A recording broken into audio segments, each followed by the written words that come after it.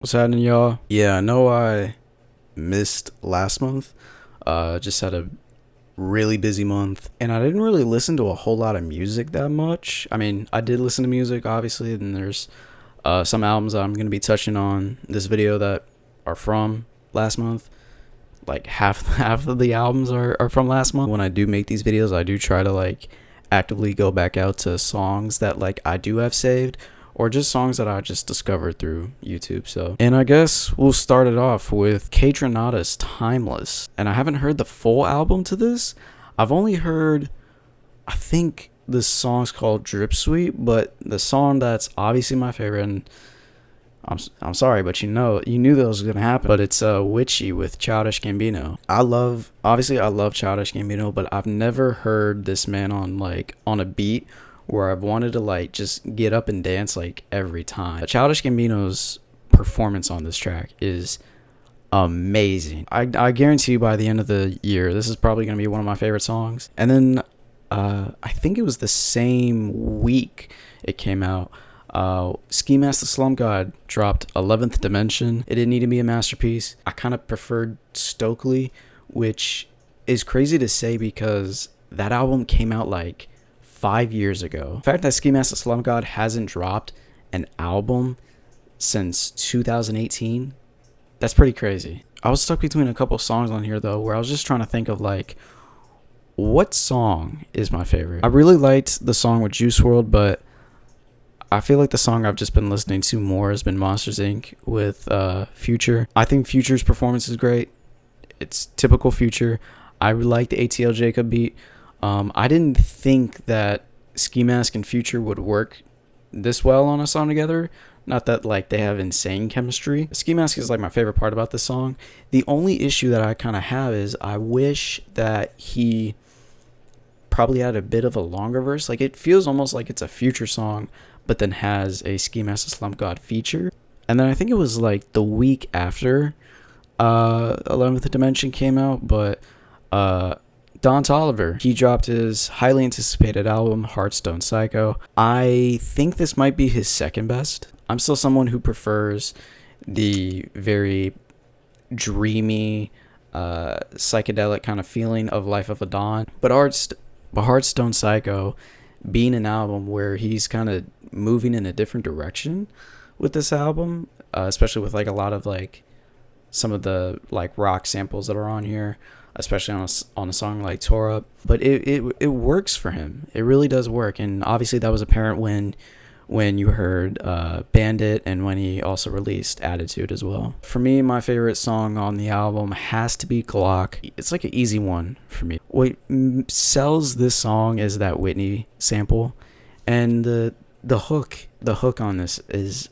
amazing. I'm kind of just speeding right through these really, like, but the one album that I did not expect to drop last month, and the one that I wasn't even expecting at all, was Bad Cameo with James Blake and Lil Yachty. This was an album that I was interested in right away, just because the whole Lil Yachty James Blake idea is unheard of, and I guess it makes a little more sense now that Lil Yachty did release Let's Start Here. In terms of what I prefer, I think as an album I do prefer Let's Start Here over Bad Cameo, but I prefer the like overall sound of Bad Cameo. And one of the biggest problems that I kind of have with this album is something that I knew was going to happen regardless. There was no way this wasn't going to happen, but James Blake steals the show on pretty much every track. That isn't to say that I think Lil Yachty does a bad job. I just think that, you know, James Blake is he's just so great to listen to, and it was so easy right away from the get-go. You knew that he was just gonna steal the show. But as far as my favorite song goes, it's got to be the intro track, Save the Savior. The dreamy kind of vibe that the song gives off, and Lil Yachty doing an amazing job just on the actual song with the vocals. And then of course, like I said, James Blake steals the show. Very psychedelic album, very psychedelic song, and I just like the little hook as well when they do go into it. I don't know. That's the one song that really stood out to me more than anything when it came to the rest of the album. But yeah, not a bad album at all. Real quick, I do want to talk about just a couple other songs that I have been listening to that aren't new releases. And then I guess moving into this month, I know this month isn't over. There's probably going to be something big coming up. But you know what? I want to talk about this shit. I really want to talk about these albums. But the first one I do want to touch on for the month of July would be The Death of Slim Shady by Eminem. You know, I am someone who's loved Eminem since I was in middle school, I want to say. You know, I think that's the story of every white person that loves rap, is that they end up liking Eminem for like a certain period of their childhood. So I wasn't that excited for the album, and I will say, actually coming back from The Death of Slim Shady, I actually surprisingly enjoyed the album. Is it as great as Marshall Mathers LP? No. Is it as good as the Eminem Show? No. Is it better than a lot of his older albums as well? No. But easily this is his best album since Marshall Mathers LP 2. And right away, the first track really got me hooked with, I think it was called Renaissance. I think that was the name of the song. And immediately when you heard Slim Shady rapping, it did take you back to like an older Eminem project, and it made you, and it felt like also like a time capsule of like, oh, this is it. And it was Slim Shady kind of rapping. Also just about criticisms within hip-hop, which on that song it felt less like angry bitter old man, and it felt more like there was a point to be made rather than just, oh, you didn't like my last album. And after that, it wasn't that crazy to me. And I do have some big problems when it does come to this album. My number one being the concept of the album, which I think the concept is good in theory. I think the fact that you have Slim Shady rapping with like Eminem is great. It actually makes it sound like a collab album between the two, and it works for the most part. The problem though, Eminem does go a little bit into like what makes him have that Slim Shady persona, but he doesn't go all the way with it. And then after you get to like Guilty Conscious 2, which is track 13, this is like over half the album. You get to that point where you get the actual death of Slim Shady. It's like it's probably the best song on the album, but then after that it's such like a hard contrast.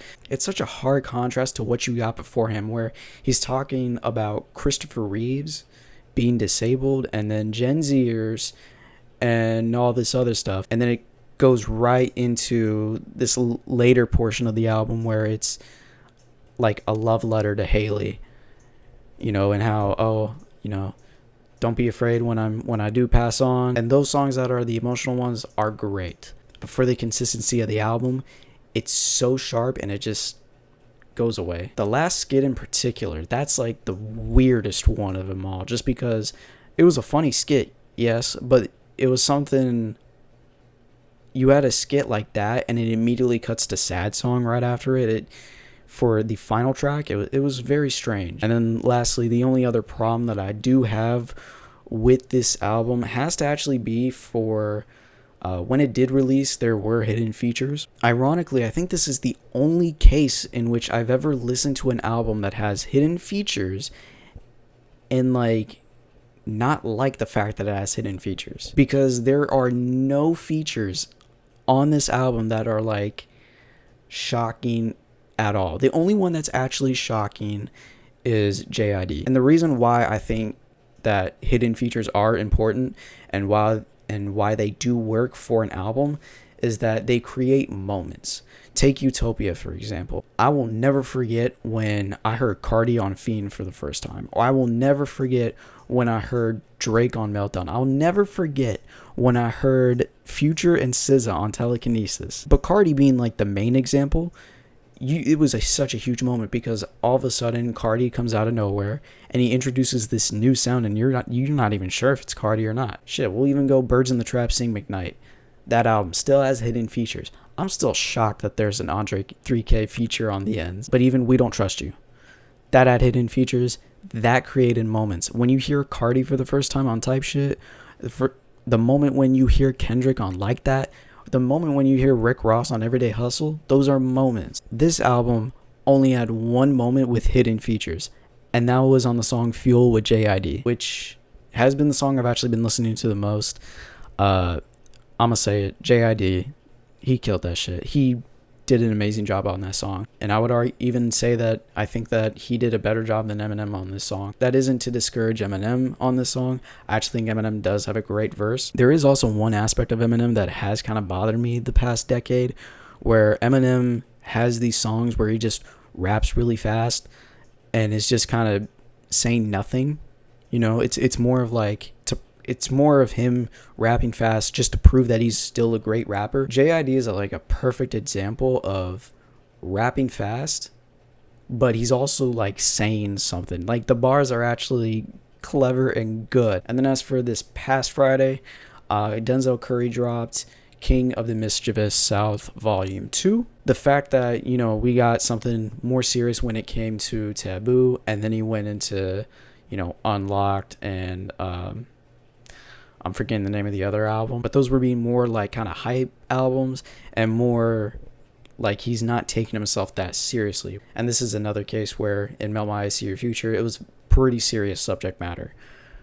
And then in this album, it's just a lot of fun to listen to. The thing that's great about this whole album is the southern, almost underground kind of sound to this album. Very reminiscent of Project Pat, who is on this album as well. And I talked about Hot One. I will say that is still my favorite song on the album. The newer song that I've loved the most when listening to this album is Set It. I love Maxo Cream's verse. I'll say that. I think just about every other person that's a feature on this album does a great job. And I did hear one complaint about this song where it wasn't even that big of a complaint, but I heard something about how this kind of song would have called for more of like the older Denzel Curry to like do that really big punching, yelling, and energy that he brought to songs like Ultimate or Sumo off Taboo. I actually think it's perfect the way that it is here. You know, I feel like the right level of hype. And I think if he went just a little bit more and he started going into that like old Denzel Curry, I think it wouldn't have worked. It would have gotten you hyped for sure, but like I don't think it would have worked for the song itself overall. And the other thing I also love about this album too is that you can tell that there are some almost kind of flaws in the album, almost intentional flaws. Ultra Shit being the biggest example, where the vocals sound very kind of I won't say muffled, but kind of like it's almost like you're rapping on an Xbox 360 mic. It's so clearly intentional just so that way you can get that old feeling back of like southern hip hop.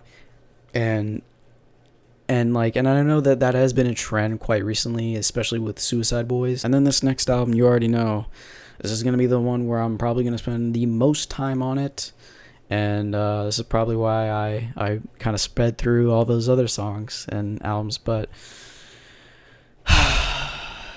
we've reached an end. Childish Gambino has dropped his final album, Bando Stone in the New World, which again is a soundtrack to the upcoming film, which I will say I think the trailer for that movie is kind of I don't know. I kind of got to see, you know, where that movie goes. There were certain songs where it felt like I could feel certain elements for the movie as well, just based off the trailer alone. So I think dropping the trailer was actually probably a great move. And then he did drop Lithonia. You know, when I heard the snippet, I was just kind of like, oh, this is going to be just a song for TikTok because of the whole chorus of nobody gives a fuck. But easily, like, the moment I heard the song, I was actually shocked at how good it was. And how grand it felt. The music video. He dropped a music video recently. That's a weird fucking music video. And then he did also drop In the Night, which felt more in line with what I'm used to with Childish Gambino. And I still thought it was a good song, and I still think I think I do prefer that over Lithonia, even though I do like Lithonia a lot. But now the album has dropped. Right away, I'll just discuss the biggest thing with the album that I noticed right away was that Warlords with Kid Cudi. I don't remember the name of the first track that he previewed, and then Say Less with Kanye West. Those songs aren't on the album, and I was shocked. And it's a song that I've always wanted. Like, I always wanted to hear what a Kanye West and Childish Gambino song would sound like, and it worked perfectly. But those 3 tracks in particular, I could have easily seen those tracks make their way onto here. Now, whether if he drops a deluxe, I doubt it, but we'll just have to wait and see. And as far as the features go, I think the features are more okay. You know, I think everybody does a good job. In particular, I will talk about Yeet. Yeet is amazing on Cruisin'. Surprisingly, they actually do work really well together. And I know Childish Gambino was on, I don't remember what's the name of the song, but it's the second track off 2093. I know he's on that song, just as like some background vocals, and I thought it really worked for that portion of that song. And having it be applied to this song is great, and I think they actually did a better job than I thought. But easily, in my opinion, the best feature is actually his son, Legend. The fact that Legend sings amazingly well on this song, whether if that would be that he had help doing it, regardless, he works amazing on this song. And the whole chemistry between Gambino and his son works amazing on that track. One thing that I haven't heard any like Gambino fans talking about is no one talked about how the original intro to 3:15:20 was sampled, or I don't know about sampled, but that was part of We Are God. I was shocked when I heard that. Steps Beach, I think, features some of Gambino's greatest singing. A Place Where Love Goes, that's a great final track for the album, and that's also a great final track just to send off the whole Childish Gambino persona as well. And the fact that, you know, there's not a whole lot of cohesiveness with the album does kind of actually add to the fact that it is a soundtrack. And one thing that I was also kind of shocked on is how many sounds are on this album. There's a lot of sounds or different types of styles is what I mean. And one thing that I was also shocked at is like the style that he had, or the kind of songs that he has on this whole project. Like, he goes from having something that's more like techno to rock to obviously pop, and then straight into rapping. Like, it's pretty impressive, and it's more impressive looking at this album rather than, you know, like the Pink Tape, where the biggest problem I have with the Pink Tape is that there's not like a cohesive sound. With this one, I don't know what it is, but somehow it works. It finds that middle ground where all the songs kind of feel like they fit together to be on the same album. And speaking of rapping, you know, there's a couple rapping tracks, you know. Survive, probably my second favorite song on the album. Talk My Shit, that's a song. I think that song to me is more of like a guilty pleasure. It's not that great of a song, I'll admit, but I don't know what it is. I kind of like it. It's also a song that reminds me a lot of Drake. Everything from the flow to also like the kind of bars that he spits. I'ma make a Billy like I'm Eilish. That's a bar that I could kind of see Drake rapping, and I don't know if it's intentional or not for it to sound very Drake-esque. However, his other rapping performance is the best song on the whole album, with the song Yoshinoya. I think both the song standpoint, it's really good, and just from a rapping perspective, he fucking kills it. This song has like some of the best bars I think I've ever heard from Childish Gambino in his entire career. My favorite bar though on this whole song is my tweets all lowercase. I see these haters capping. I'm sorry, that shit fire. I think that might be a double entendre, you know, because tweets being in lowercase and then capping as in you lying, capping as in like capitalized, and like you're just yelling, like it's full of just hate on Twitter. So I don't know, maybe that's a double entendre. Maybe I'm reaching. And then also like the energy that he brings on that second portion of the song is immaculate. Like, he comes into that second part of the song, and he comes in like hungry, man. And that motherfucker, you could tell that motherfucker was starving. I've also seen some people who are talking about this song being a Drake diss. I can like kind of see it, but at the same time, I think it is a little bit of a reach. I do think that there are some bars throughout this album when he is rapping where it could be interpreted as a Drake diss. These haters jokes are so dad, they ain't seen their son in a month. I found your house on an app. People around you ain't slat, they plotting hard when you slack. Like I said, I think it's a little bit of a reach, but it wouldn't surprise me as well if it were to be a Drake diss. I think the reason that like people say that is just because Gambino did a interview with GQ, I think a year or two ago, I want to say, where he went through a lot of his biggest roles, whether if that would be from Atlanta or from Community or Lando. But yeah, he did a little talking about Childish Gambino, and he's mentioned how This Is America was originally a Drake diss, but he said it in a way where it was like a joke. And it started as a Drake diss, to be honest. It's like, I was like, as like a funny way of like doing it, but then I was like, this shit sounds kind of hard though. Which I get the joke, because Drake's Canadian. And then not too long afterwards, Drake was at a show, and then like on like a board or something, there was a whole thing that said the overrated over awarded hit song This Is America was originally a Drake diss. Some people said that Drake also sneak dissed him on Meltdown by Travis Scott, which even that bar right there I feel like is a little bit of a stretch, but I wouldn't be surprised. And at this point, man, like I kind of hope that's not the case. At this point, you know, while I do think that if it were to happen, I do think that Drake would actually beat him technically as a rapper. But at the same time, I mean, how do you lose against both Pusha T and Kendrick Lamar and then get outed for the same thing twice? At this point, man, you need to stop. You need to stop getting into rap beefs. I also heard that Drake is like winding up to drop music and diss Kendrick Lamar again. Like bro needs to stop. I think overall as an album, you know, it's not my favorite album of the year, I'll say that. My rankings for all of his albums would be Camp, then Bando Stone in the New World, then Atavista, Awaken My Love, Because of the Internet. I know I didn't really touch on a whole lot, but I think you should have expected that when you saw Childish Gambino on the fucking thumbnail, motherfucker. On that note too, I am also excited for to go see Childish Gambino live, which is actually confirmed. I bought tickets.